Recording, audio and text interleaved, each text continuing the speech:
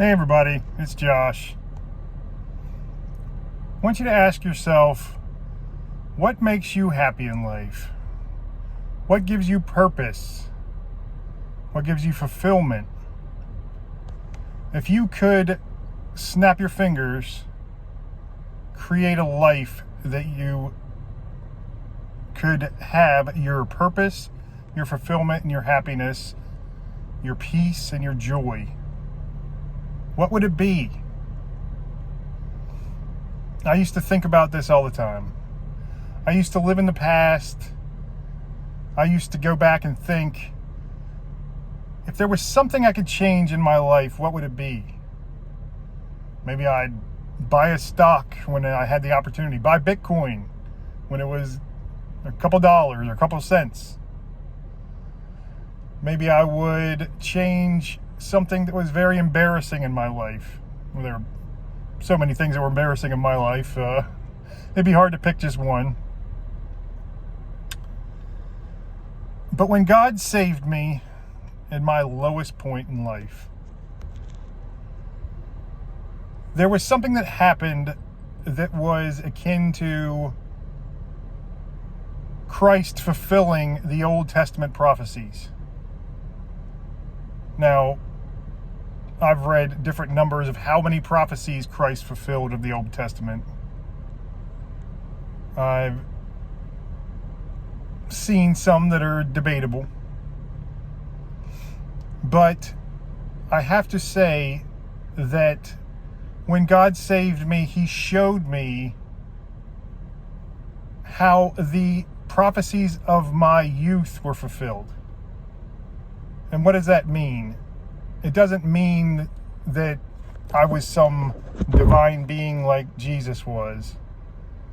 It means that I suffered. I went through embarrassment. I failed over and over and over again in my life. It was my constant. There were times I succeeded for sure. I used to feel great about the successes I had. I mentioned in a video ago, I lost over 100 pounds twice in my life. I was a all-state football player. I hold the record for weightlifting in my old high school. I think still to this day. But those successes I thought would be just a game changer, would just change my life. Oh, I did this, something that nobody else was doing.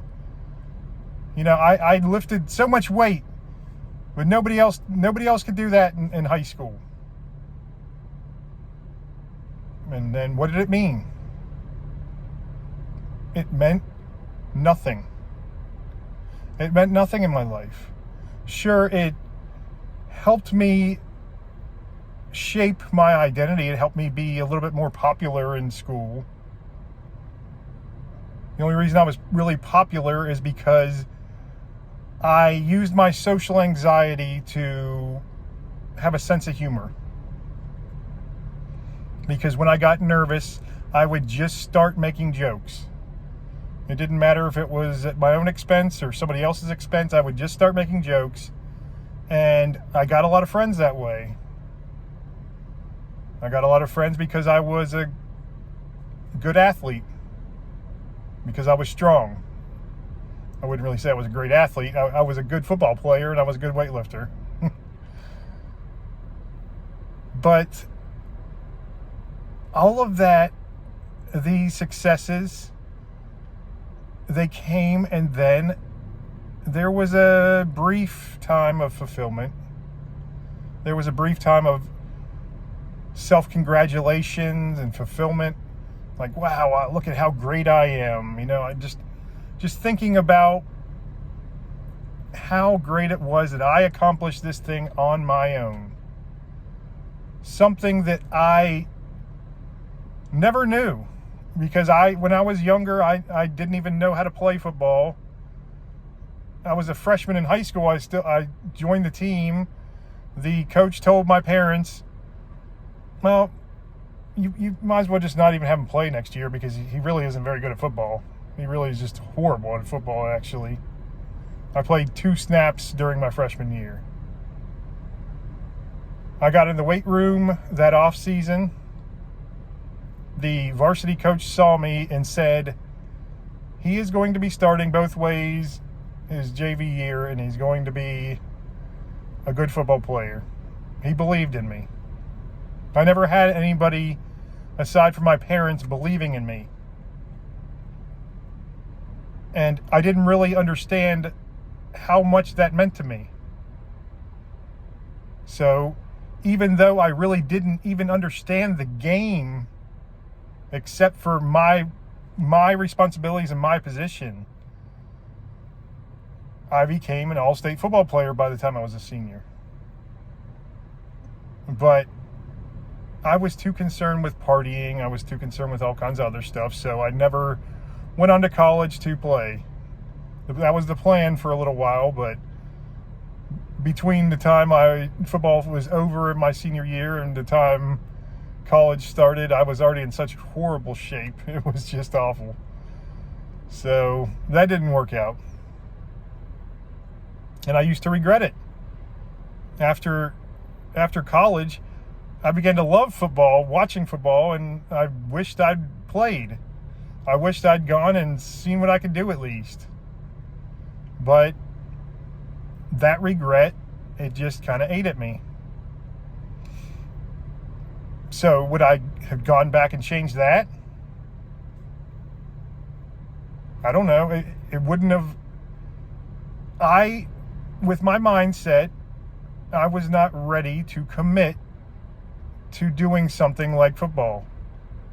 I was not ready to commit to anything because I was so lost in life that I just was wandering around aimlessly. I was taking psychedelic drugs at the time. I was partying. And that was my only goal in life. I wanted to be the next Hunter S. Thompson, just doing psychedelic drugs and writing about them. But when I was saved, God showed me. He showed me I had to go through every single one of those failures. If I had missed just one, it would have thrown off the course of my entire life. Because I had to walk through various types of hell.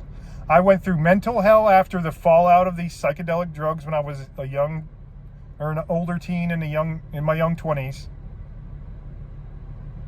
I went through the just monotonous hell when I started my job fixing gas pumps at a big gas station here on the East Coast. I didn't like it, but I got some fulfillment in it. When I didn't know what I was doing, especially when I was working on the computer side, and I started figuring out things that people had been working on computers their whole lives couldn't figure out. And I was proud of myself. And I was like, well, maybe I can do this. Even though I don't like it, maybe I can do it. But still, it wore down my peace and my joy, because I had no purpose other than the one that was just fell into my lap. And I realized that most people hated their jobs. So I would be one of those people too. I would just hate my job and just hopefully start a family and just travel when I could, have fun a couple times a year. That would be my only release from that. Maybe have some fun on the weekends. There was no fulfillment. No fulfillment whatsoever.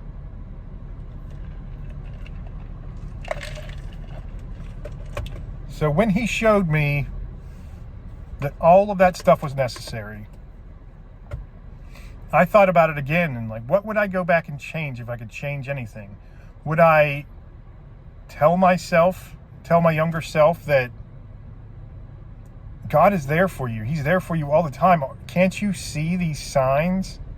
The signs that were so clear sometimes that I just glossed over because my eyes were just shut firmly, just squeezed shut. There was no way I could see anything except for the bumpy path I was on.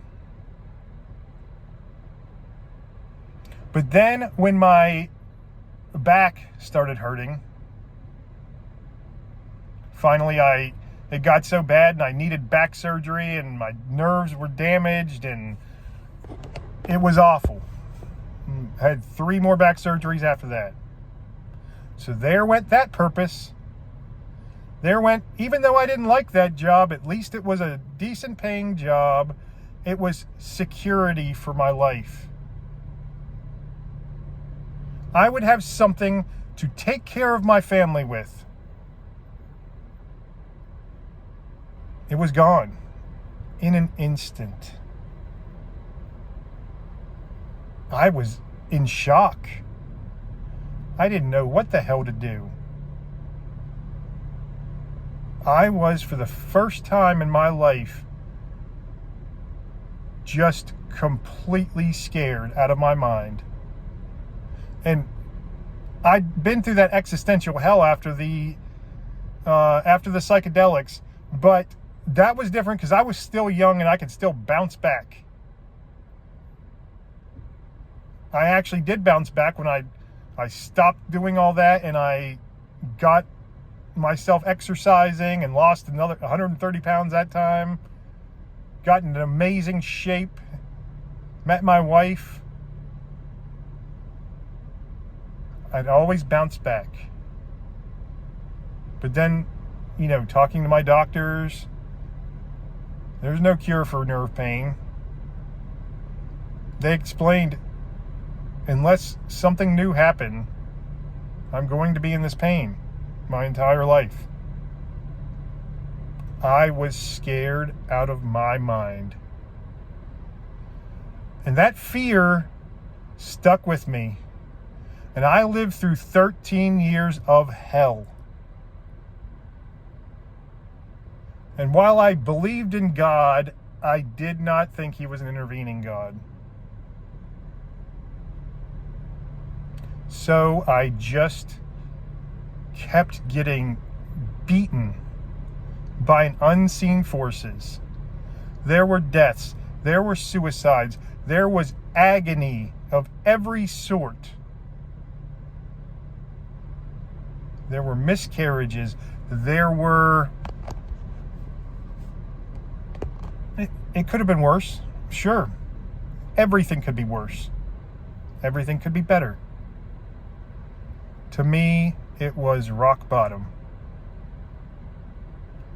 I was falling through the void, and I just dreamed of just a brand new life, changing everything. But the dreams I had were not having pain, first of all. That was the biggest thing. Money was the big driving force before that. But when you are in that much pain all the time, like I've been for 15 years now, you start to prioritize differently. I was like, I'll take being poor if that's what it takes. Just get me out of this pain. But then everything that could relieve my pain, give me respite from my pain, well, they were all drugs that would get me hooked and just have my life in even more shambles. So what was I to do? It was tempting just to go down that road. I mean, I didn't have any social life, so I didn't know, thankfully, where to go and buy drugs, buy harder drugs, or else I would have been out there buying them all the time. Most likely. I was terrified. But I started thinking, if I just had money to be comfortable and could somehow, go to, they have stem cell therapy in different countries that isn't even legal here, a lot of it. If I could just go down to Colombia or Panama or wherever it was and get that stem cell therapy, because money would change everything. Money would buy me happiness, no matter what the saying said.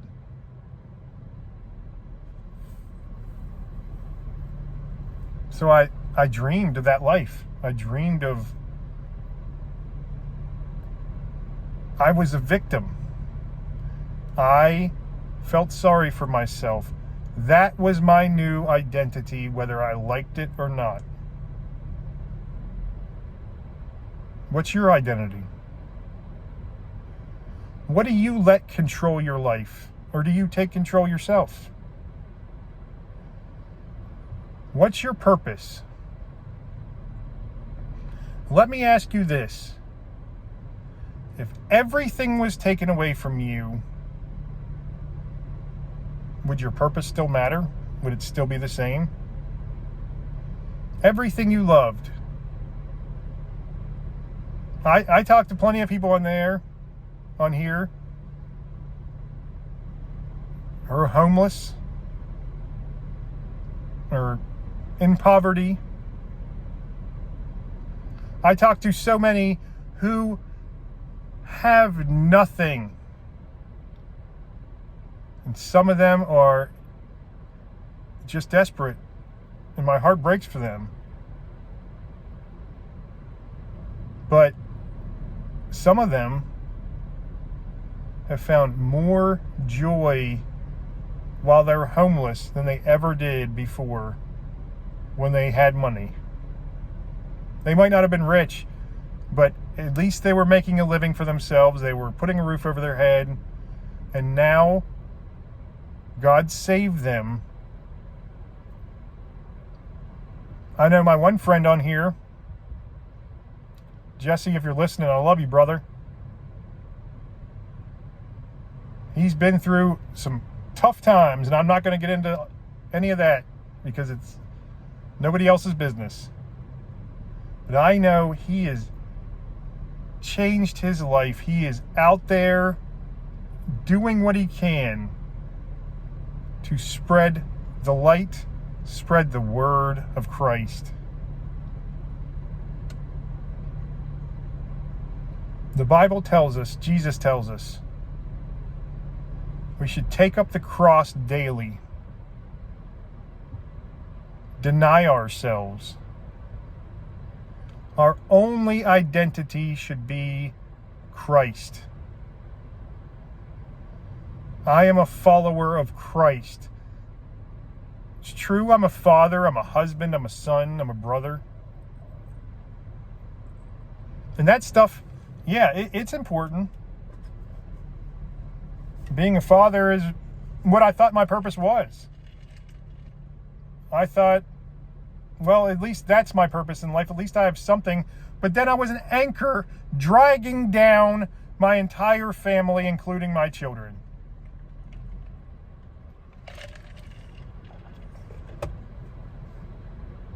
So I failed at that too. And I was like, well, I'm just going to give them the love that I can. It's probably not going to be enough because I can't change the nature of this fallen world. All these things I was telling myself I couldn't do.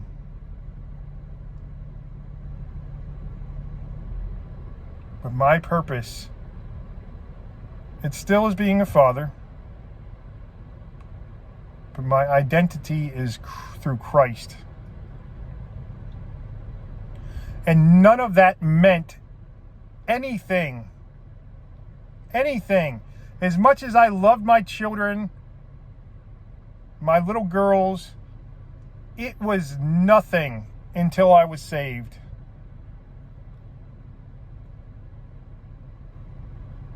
Now, No matter what happens with them, I'm giving them a foundation. I'm showing them by example what Christ can do in your life, how Christ can change your life.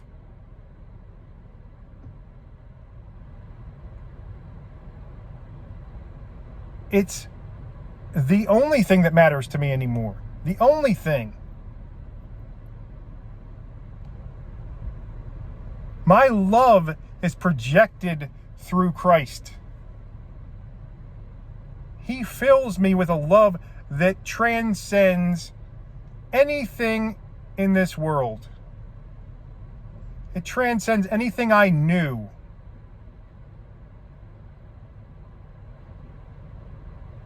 I am so thankful for every moment I am here. And sure, it'll be hard if I have everything taken from me, everything I love.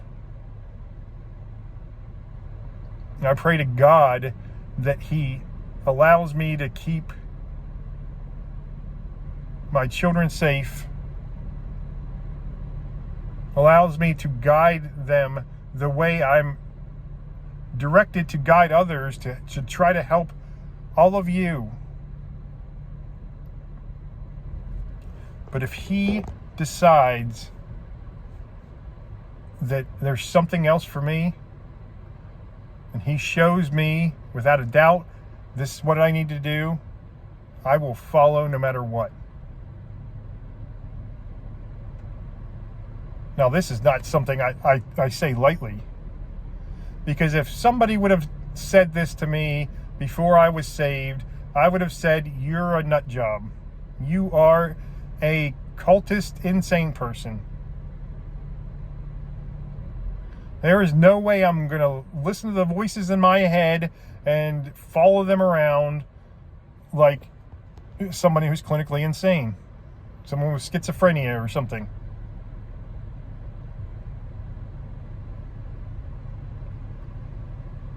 But there is discernment in salvation. There are plenty of times when I get messages that I'm not sure are from God. Because God does speak through whispers, so it's hard sometimes. It is very hard.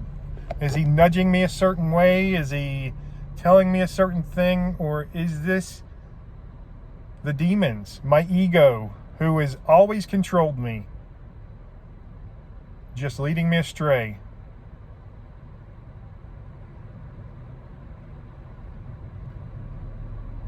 I beg you to sit down and think of the dream life that you could have. If you could just be God for a day, small g God, and just get anything you wanted in this life. Money, love, family, anything you wanted, what would it be? And what would your purpose be if you had this life? What is your purpose now? You're a parent, okay. If you're not, all right. But if you're a parent, what happens when your kids are off to school or leave the home or wherever they go? Is your purpose going to be done? Are you going to be wandering around aimlessly without a purpose? Sure, you'll still be a parent, but your kids are adults now. They might need you. They might call you up for advice. They might need some money here and there. But they're out of the nest.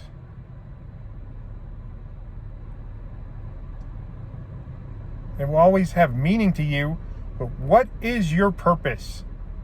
What is your purpose that's going to carry you through your darkest hours?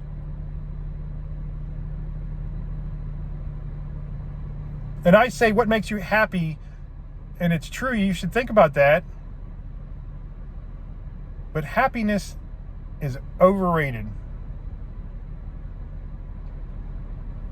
peace and love are what truly matters. And yeah, happiness usually comes with that. I'm not always happy, but I'm always at peace now. I'm at peace even when I'm struggling in pain. I'm in extra pain right now. I just got back from my trip. I went to the pool today. I'm in pain. That doesn't make me happy, but I have peace. Because I know every footstep I take is guided by Christ. Every footstep I take, I might walk astray.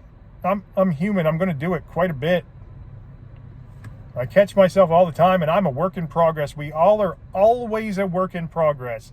If you think you're not, then you got a harsh reality coming to punch you right in the face.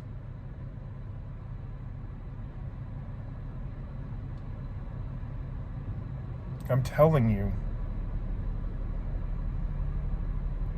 Think about it hard. Take some time. Think of your dream life, your dream home, and in your dream area. I'd love to live in the mountains in a great, log cabin home. Have kids and dogs running around. My grandkids, hopefully one day. I would love all that. Yeah, it'd be great.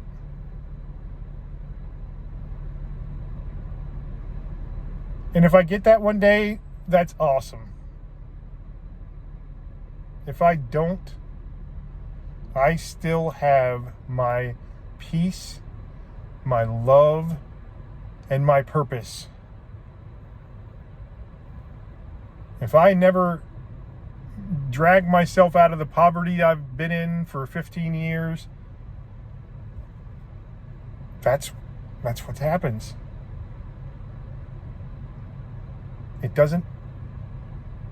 It's not going to make me happy one way or another. That doesn't mean a thing to me anymore. Sure, it'll bring some little relief to get enough money to get out of poverty. And I do think about it too much. And I stop myself now. Because Christ walked with the poor, the weak, and the oppressed. He went to them for a reason at the exact right time in history.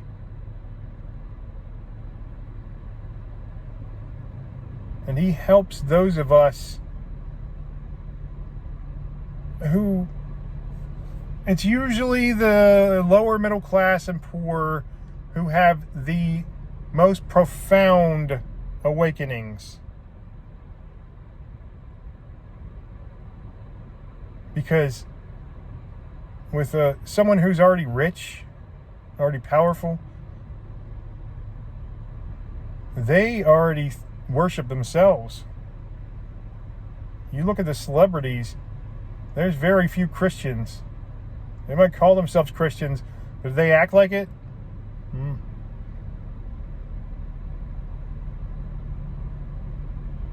No, I'm not saying that you're going to never make mistakes when you're a Christian. That's not what I'm saying at all.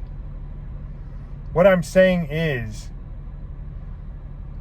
when you rely on your own success and you rely on yourself and nothing else, you're going to fail. You're going to crash and burn. And if that's not enough to have you examining your life, saying, wow, well, maybe I was wrong about this. Maybe I don't have it all figured out. Maybe I'm not my own small g God, like Adam and Eve became when they ate that forbidden fruit.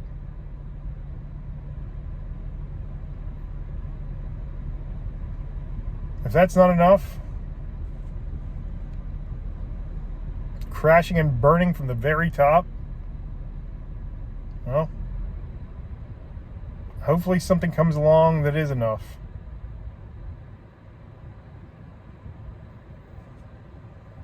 I love you all. We'll talk to you soon. God bless.